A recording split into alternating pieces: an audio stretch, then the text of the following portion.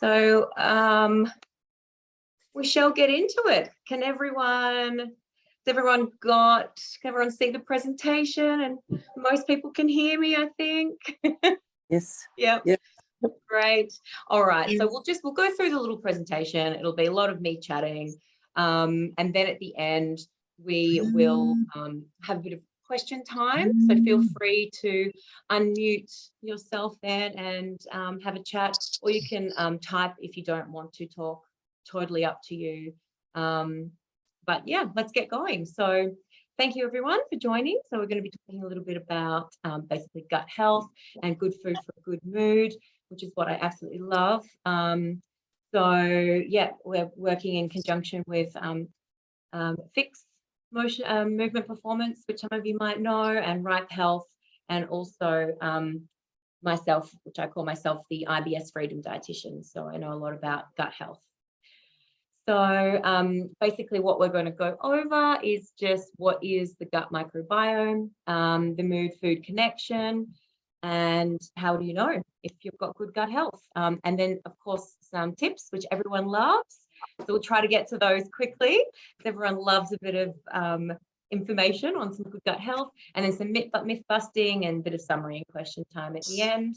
This is a little bit about me. So I see some familiar names. Some of you might already know me. I'm an accredited practicing dietitian, and I love, talking about good food for a good mood, and all things gut health. And I help a lot of people with irritable bowel. In particular, I love women's health, helping people with hormone balancing, digestive issues, PCOS, things like that.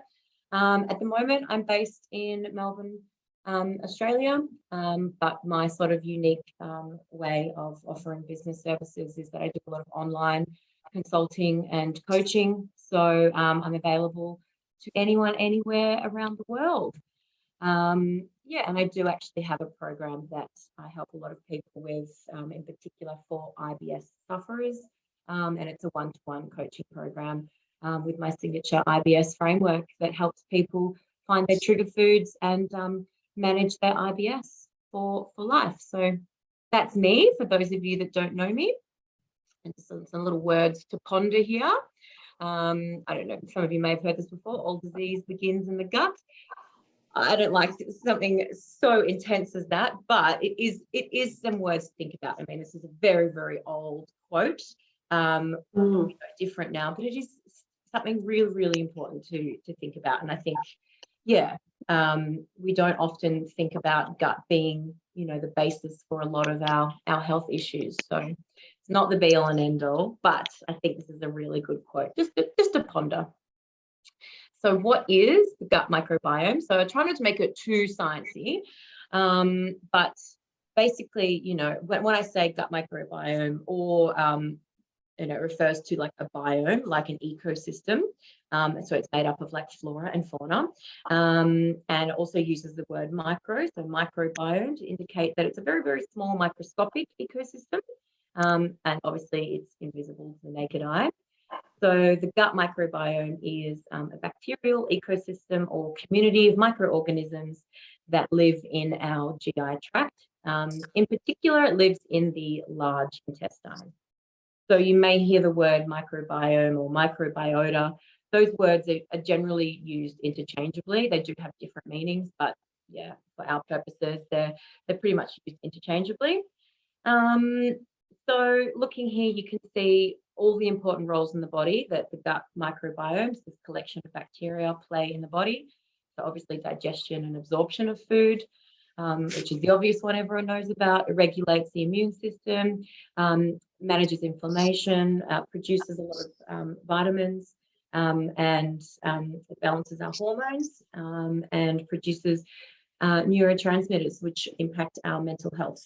So that's kind of a really important one that I think a lot of people don't necessarily think about.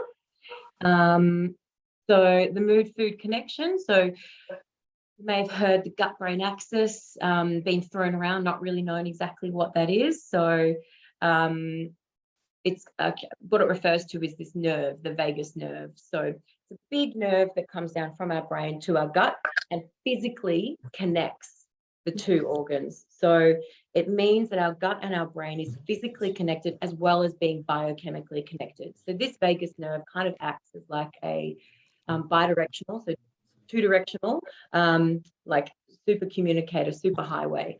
So bacteria can travel both directions. Making our gut and our brain physically connected as well as biochemically connected. So, when you sort of think back to, okay, you may be super excited or really nervous, and then suddenly you need to go to the toilet. So that is the brain and the gut working together. Or you may be super, super hungry and then absolutely nauseous and not want to touch food when something super upsetting has happened to you. So that is the gut and the brain communicating and working together and completely changing how we feel, how we act, physically giving us a physical response to things as well. So how would I know? This is my little Whitney Houston moment. How would I know if I have poor gut health or not? I'm on So, yeah, this is the question people just, of course, want to know.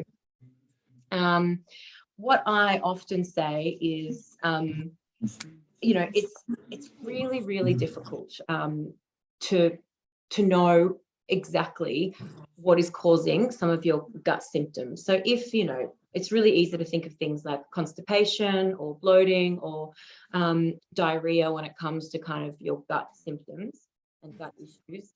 But, these can occur, and there's just so many other sort of subtle issues that can also occur, or imbalances that can happen in the gut as well, that we might not be as obvious as like constipation and diarrhea and bloating. So even things like skin issues, or having food sensitivities and intolerances, even small nutrient deficiencies that sometimes can be diagnosed by lab work and sometimes aren't even picked up by lab work, as well as sort of mood disorders, so anxiety and depression. So there's a lot of different symptoms that can relate back to our gut health. But, a lot of these symptoms are fairly broad and fairly common as well, and potentially so multifactorial that what I prefer to do, rather than looking at the symptoms and thinking, oh, it must be my gut health, actually going through a checklist of things that you can do to improve your gut health or to maintain your gut health. So using a checklist is going to be far more beneficial than just listing off, an array of symptoms and issues that could be caused by many things. So what does this checklist look like? I love to get people to aim for 30 grams of fiber a day. So that's just a nice number. Try to remember that. Let's leave 30 grams of fiber a day. 2 different prebiotic foods. We'll go over what they are. And is someone asking something? No? 2 different prebiotic foods, which, we will discuss exactly what that looks like. And then 30 plus different kinds of plant-based foods a week. That's a nice little goal I like to work towards. And then 35 mils times your body weight of water. Wow. Okay. If anyone's not muted, is it possible to mute your audio? Unless you've got a question for me, but we'll do questions at the end. But I think maybe there's just a little bit of disturbance. Yeah, if everyone could just mute their microphones, that would be great. So this is, my gut health checklist that I think is fantastic for everyone to work towards. So 30 grams of fiber a day, 2 different prebiotic foods each day, 30 different kinds of plant foods each week, and 35 mils of times your body weight of water each day. So some other ways we can also improve our gut health is by having a macro balanced meal. So macronutrients are our proteins and our fats and our carbohydrates. And a really important nutrient is fiber, which I mentioned before, 30 grams of fiber. Prebiotic and probiotic foods, antioxidant and anti-inflammatory foods, which we can go over a little bit of those as well at the end. I'm sure you might have some questions about those. Also, stress reduction, sleep is going to be really, really great for improving our gut health, and quitting smoking. So they're more of our lifestyle factors, those three at the bottom. The top four are more dietary factors. So what I might go over is, I think what people always sort of ask me, what is prebiotic, what is probiotic, and what do they mean, and what kind of foods are they? So prebiotics are food for the good bacteria that is already living in our gut. As I mentioned before, all these bacteria that is living in our gut, and we need to feed those to keep them doing their job. So that's what we call prebiotics. They're a form of fiber, and they don't get digested. They make all their way down to the large bowel, and that's where they are food for the good bacteria that's already living there. So you can think of it like a fertilizer for our gut microbiome. That might be a nice way to kind of think about it. And they're found in many plant-based foods that we consume. So as I said, they're resistive to these digestive enzymes. So they work their way through the small intestine, and they make their way to the colon, where they do all these lovely, lovely jobs. So they help all that good bacteria thrive in the colon. So some foods that are rich in prebiotics, you can see there on the left-hand side. So some popular ones are, garlic, onion, asparagus, artichokes, and apples. Then we move to probiotics. So you may have heard this word thrown around a little bit as well. So there's a lot of supplements that are out there, but you can actually find probiotics in foods. So they're in some natural food sources like yogurt and kefirs that have sort of live cultures or active cultures in them. Kombucha also has probiotic bacteria in them. So these are actually the live bacteria. So it's like adding bacteria to your gut, which might sound gross to some people, but that is a good thing. So it's already good bacteria in the gut, which we're feeding with the fertilizer of the prebiotic, but probiotic is adding more of these live microorganisms into the gut. So there's many fermented foods as well. So you can see the list there on the right, but fermented foods, like fermented vegetables like kimchi, there's miso, pickles, or sauerkraut. So yeah, as I said, supplementation is also an option here, but there's quite limited evidence as to which probiotic works best for everybody's unique microbiome. So that's the real issue. I feel like there is a big push, lots of marketing campaigns for probiotic supplementation, but it can be really difficult to know which one is actually best for your microbiome. So there is some particular strands of probiotics that work better for some people with specific IBS symptoms. But again, it's specific IBS symptoms and specific probiotic strains. That's the only real evidence there is for probiotic use.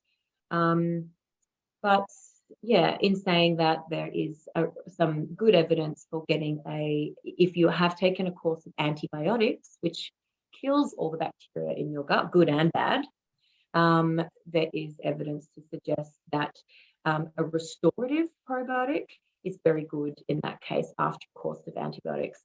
So that's the one thing that us dietitians really do push when it comes to probiotic supplementation, would be to take one of these restorative probiotics after a course of antibiotics. Other than that, yeah, there's just so much prebiotic and probiotic organisms that we can actually get from food. So I wouldn't recommend supplementing for no reason.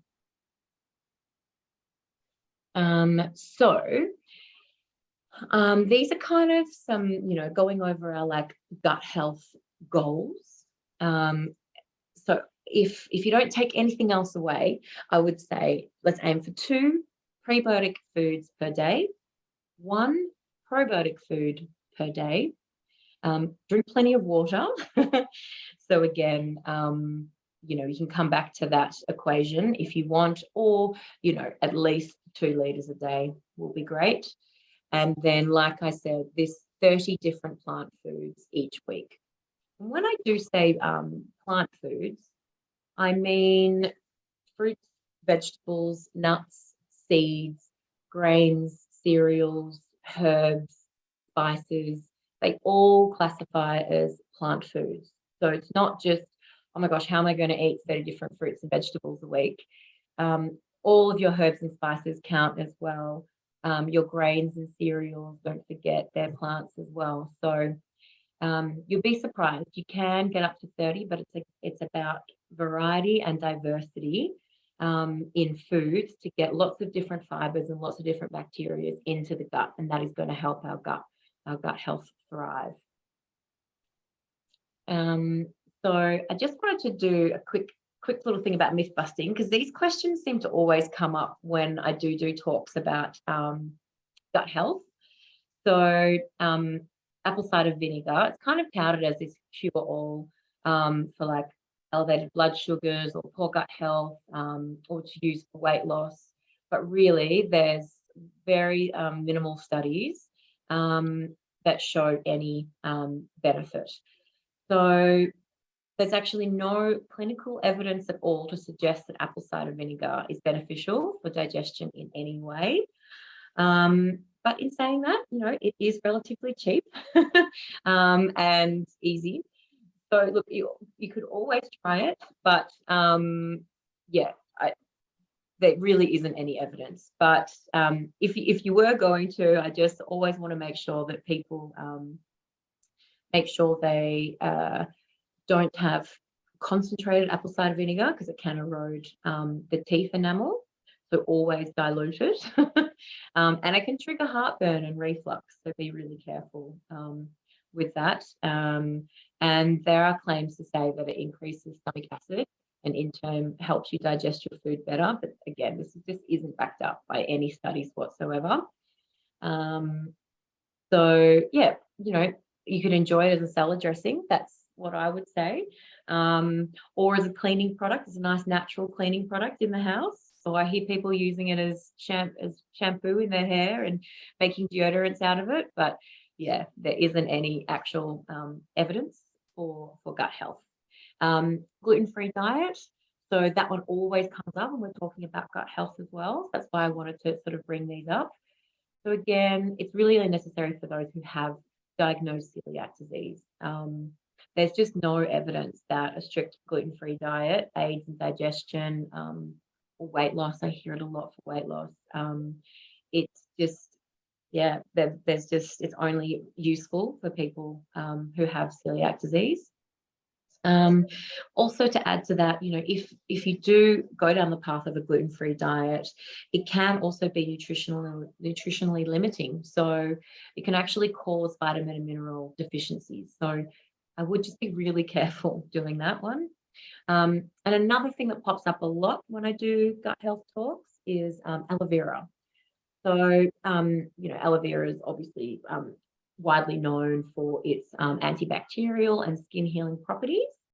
So it kind of makes sense how the marketers are sort of selling this, to heal the gut lining. Like it's not a far stretch, but there's just no conclusive evidence for its use in gut health at the moment. So, but in saying that, I have had clients that swear by it. So not sure if this is a placebo or that they're just drinking more fluids. So when you drink aloe vera or make it into a juice, you're just consuming more fluids, which we know is good for gut health. So could be a mixture of things. But yeah, also just be careful if you are having the aloe vera juices, they can act as a laxative. So it might be okay to treat constipation with that, but not if you're on the loose side. It might not actually help you. Yeah, so that's kind of my take on some of the myth busting. But you guys might have some other questions. I just sort of get ahead of it in case they're the ones that seem to come up the most. Yes, So this is kind of my little summary. So yeah, hopefully you all know that mental hygiene, chronic conditions and immune responses are linked to gut dysbiosis or an imbalance in the gut. Hopefully that's what we've kind of gone through tonight. So supporting gut health is necessary in managing our mood and overall well-being. So the strategies we just mentioned are an awesome starting point. So this is, the checklist that we went over, I would say is a really good starting point to get your gut health in order. And if you're meeting all those criteria, that's fantastic, but again, you may still have some of these gut symptoms and that may be caused by another condition, which may need to be investigated. So if that's the case, you may benefit from more personalized dietetic advice or nutritional advice, or talk to your GP, your doctor, if you are doing all these things right for your gut health, but you still have some of these symptoms that we spoke about before. And your nutritional team or a dietitian or GP will be able to develop a plan for you moving forward to help some of those other symptoms if they haven't resolved by following my checklist. So I hope that's been a little bit insightful for everyone. I'd love to hear any feedback. You can pop me an email and let me know what you thought of tonight's presentation. I'd love that. And these are just our Instagram links, mine and Wrap Health, as well as Fix. So yeah, jump on and let us know what you thought. But yeah, that's it for me for now. Unless you guys have some questions or any other myth-busting queries you'd like to know, feel free to write me a question, or you can unmute and ask away. Hi, Becky. I haven't seen you in such a long time. Hi, Glenda. Good to see you. Yeah, you too. What about the flavored yogurts like Gippsland? Yep. Are they okay, or is it better to have a more natural one without the flavors? In relation to gut health or being in relation probiotic? to gut health? Yeah. So what you're looking for, I'm not exactly sure about Gippsland, but you would want to look on the packet and see if it says live cultures on the packet. So any probiotic food that contains live microorganisms or live cultures must be refrigerated. So yogurts always are anyway. But then you'll want to check on the pack and just see if it actually mentions live cultures or microorganisms. I'm not sure about that one. I'm not concerned about if it's got added sugars. People are always worried about that with yogurts. I just want you to enjoy the yogurt and just eat the yogurt, Yes, I'm always going to recommend Greek yogurt or natural yogurt are a more preferable choice. But if you don't like them and you're not going to eat it, I would prefer you to eat the yogurt that you enjoy. But yeah, just have a look if it says it contains live microorganisms on it. Yeah, I will. And it's one thing I noticed with things like sauerkraut and some of those fermented vegetables that are becoming quite popular now. Beautiful. You might buy it at a local market, from a farmer's market, and I think that's fantastic. But if it hasn't been refrigerated, those microorganisms won't actually be live anymore. Oh, okay. It needs to be refrigerated, unfortunately. I mean, well, it depends. If it's been like heat treated, and then it's on the shelf and then you open it and put it in the fridge, that's a bit different. But if you're buying it from a little local farmer's market or something, they probably don't have that process of bottling or canning. So that was where the organisms can get a little bit damaged. I mean, it's still lovely. Pickled cabbage is still delicious, but you might not be getting the probiotic benefit from it. So always look for things in the shops that are refrigerated, because then you know that the probiotic factor is still there. Thanks, Glenda. No worries. Someone said, can you explain about the different types of fiber, please? Okay, yes, maybe I didn't go over that very well. Okay, so fiber, hopefully I'm answering your question. So fiber we have, I actually didn't touch on this, but we do have soluble and insoluble fiber and starches. We don't need to go into specifics of those, I suppose, too much. We just want to make sure we're getting 30 grams of fiber a day. So you can actually look on the back of packs and see the nutritional label, and it will have fiber listed there. So usually it's not split into soluble fiber or insoluble fiber or starches, but you just want to look at the total fibers and try to aim for 30 grams a day.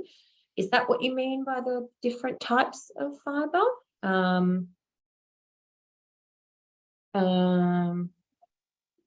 Yes. Yes. Okay. Hello, Beck. Yes. Can you hear me? Yes. Yes. Hello, Helen. I was asking that question. It's Helen here. Now, yes, because I have been somewhat confused about the soluble and insoluble and which one we should be having. Yep. Well, I guess we need both, but they do work in different ways. And yeah, so. Yeah, okay.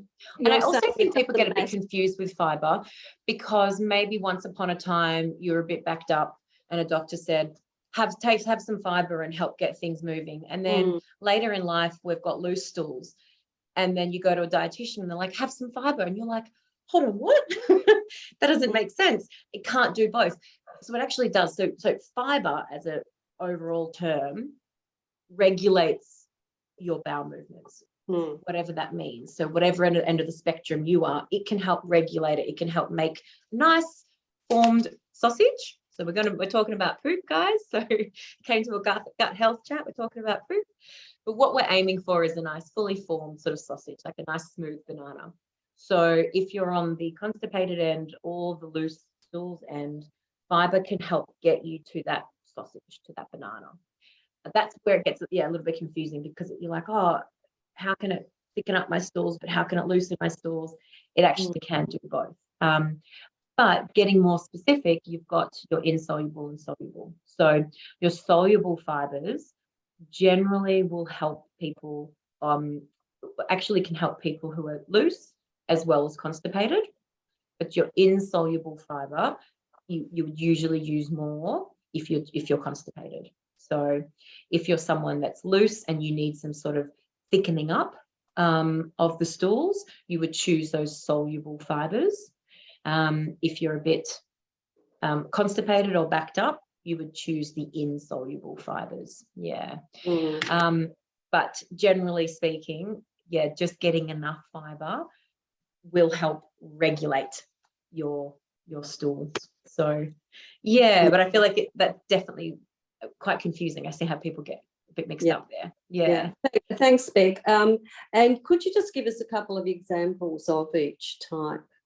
Sure, yeah. So your insolubles would be more like, I always say the things that are have more roughage or things, so skins of fruit. I think that I reckon that would probably be the best kind of example, more of those kind of skins or anything that's more wholemeal or got more roughage or got brown and bits in it, that kind of thing. And your soluble fibers, a really good one would be oats, actually. So oats are a great one for helping people with loose stools just get some thickness back into the stools. And then also bananas are good for that one. What else do we do for soluble fibers? God, making me think on the spot. I've got my list. A lot of more of your white breads and pastas. So more of the white noodles or the white pastas and white breads. Yeah. Okay, thank you. Yeah, that's okay. Okay. Maybe. Hi there. Hi. I'm Genevieve. I was trying to put a message and I might have sort of replied to Helen. Mine was about fructose. I don't know if you can see me, but That's all right, Genevieve. Go for it. That you had like the prebiotic stuff. Quite a lot of that is high in fructose or stuff that sort of affects me personally. But I just wondered, are there is it best to have like a one-on-one consultation to sort of work out which ones are best when you look at that list and there's like 80 to 90% of it is like, can't have any of that. Definitely. This is something I yeah. see a lot with people with irritable bowel syndrome, Yeah. or maybe similar to yourself if you've got a fructose malabsorption issue. Yeah. A lot of these prebiotic foods are, high in fructose or fructans or FODMAPs if people are doing like a low FODMAP diet. So yes, there's definitely foods that are low FODMAP or low fructose. So some of those would be, so chickpeas are prebiotic, and if you're doing a low FODMAP diet, you can have up to a quarter of canned chickpeas. So that would still be okay for prebiotic food. Almonds. I do have a list of this as well because it comes up all the time, but I can't think off the top of my head. Yeah. But this is definitely where if you have a specific need, you would want to come see a dietitian. And get more tailored advice for yourself. Yeah. Okay. And that's where it gets difficult. And that's why I work specifically with people with irritable bowel, because we can harp on and on about good gut health, but it doesn't work for some people who have other conditions as well. Okay. Thank you. That's all right. Thank you, Loz. Thanks. That's very kind of you. She just gave me praise. Okay. Sorry. I think I missed a question. Phil. CDSA tests useful. Good question. Okay. So this is like the stool tests for your microbiome.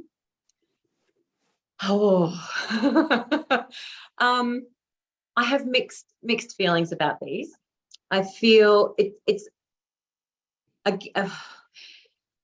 feel it can be a good indicator if, first of all, they're expensive. If you're willing to go down that path, be ready to pay money. You do have, I think it's very important to do it under guidance of a dietitian.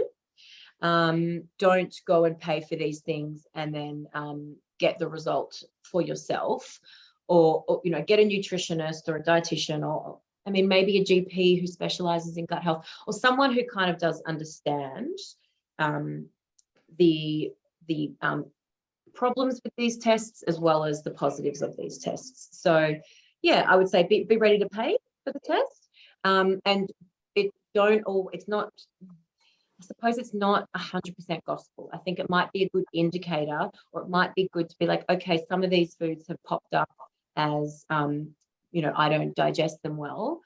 Maybe we need to do some food challenges. So I think they can be a bit scary to do on your own. And I think you definitely would want someone to help you guide you through that. Also, so you don't have to overthink things, because again, as I said, the gut and the brain are intricately connected. If you do a test like this and it comes back and it says, okay, onion and garlic are your digestive problems, the next time you eat onion and garlic, you are going to be stressing about it and thinking about it and taking all these notes and worrying. That worry and stress is definitely going to affect that the next meal that you have. So it's really good to work with someone else who can just like take care of all that for you. And you don't have to overthink things. They can be like, okay, eat this meal for the next 3 days. Just let me know how you feel. And you don't really have to think about it too much. So it may, for some people, it may be a good indicator.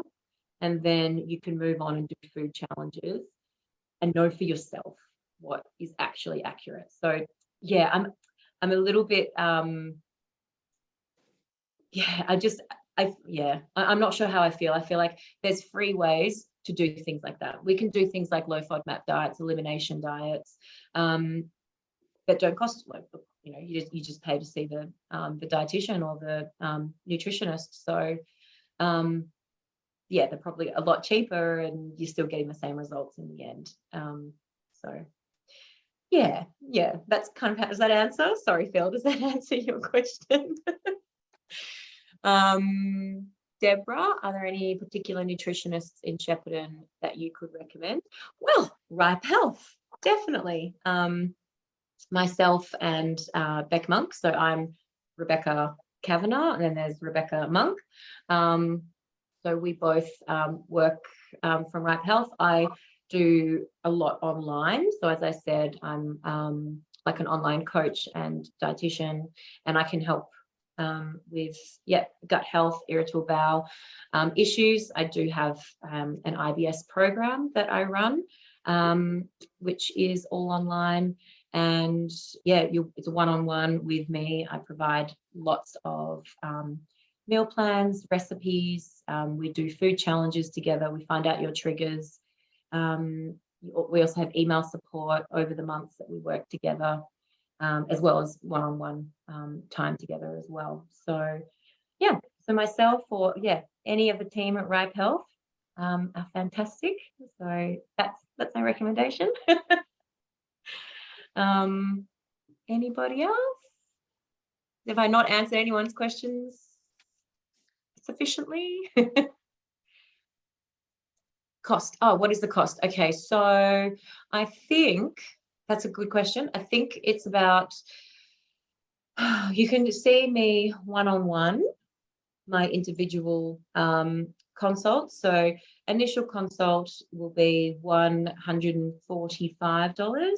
Then every consult after that is $93, I think. Or we can do these IBS programs as well, which are over 6 months, and that'll cost you $1,000, or you can go on a payment plan, but it will be a 6-month program. And then you know that's what you're getting at the end, IBS relief. If IBS is your concern, I would definitely recommend the package. But if it's more just gut health and or good food for a good mood, you could go on to the individual consults. I will actually be launching a good food for a good mood program as well very soon. So look out for that one, and that will be more like a 3 or 6 month program as well. So that will be coming up if anyone's interested in that. But at the moment we have the IBS packages, which I think if you weren't sure what path you wanted to go down, we do have 15-minute chats with any of us at the team. So you can jump onto the Ripe Health website and book in like a 15-minute chat just to kind of talk about what your symptoms are or what your concerns are, and we can tell you what your options are moving forward, and let you know what package or individual consults might be best for you. Margarine or butter? Oh, Phil, okay, well, good question. Depends what you're in relation to. My answer, extra virgin olive oil. That's my answer for everything. I spent a lot of time in Europe last year, and one of my favorite questions meeting people was, if you had to choose butter or extra virgin olive oil for the rest of your life, which one would it be? And I spent a lot of time in France and they all chose butter. Spent a lot of time in Italy and they all chose extra virgin olive oil. So my answer is extra virgin olive oil all the way. Heart protective benefits, blood sugar benefits. The Mediterranean diet, I think, is just the most fantastic diet for anyone to follow for any health concerns. So no butter or margarine, extra virgin olive oil all the way. Do I have a milk type preference? So again, this is quite hard because you've got light, you've got full cow, you've got almond or coconut milks. So again, it depends on what you're drinking it for. So my first thing I would say is, if you're drinking milk, it's got to have calcium in it. So make sure it's calcium fortified. That's the most important thing, because that is the point of us consuming milk products or alternative milks.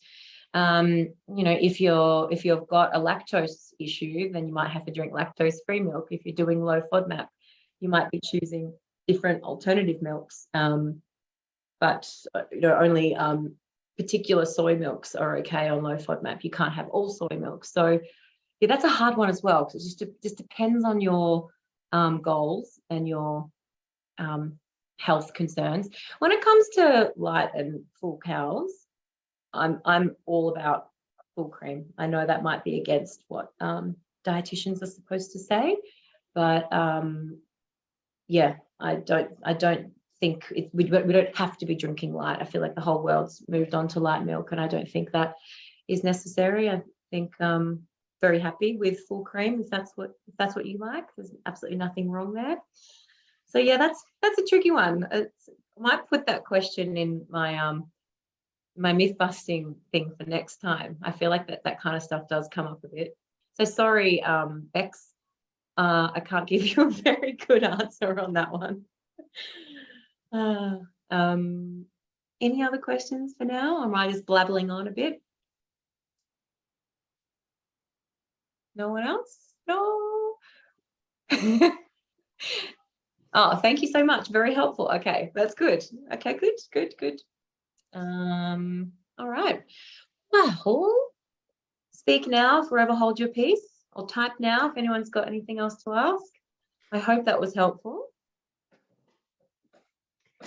And I hope to see some of your faces at a Ripe Health consult, or yeah, book in for the 15-minute chat. If you've got any concerns or you want to find out more about our offerings, that yeah, we can put you in the right direction of where we think you should best go. Angela, thank you. Fantastic. Hope to see you again soon. All right. Well, we might wrap it up now. Thank you, everyone, for joining me. Thank you, Bex. And yeah, I think that's it. Thanks, Glenda. All right. See you guys.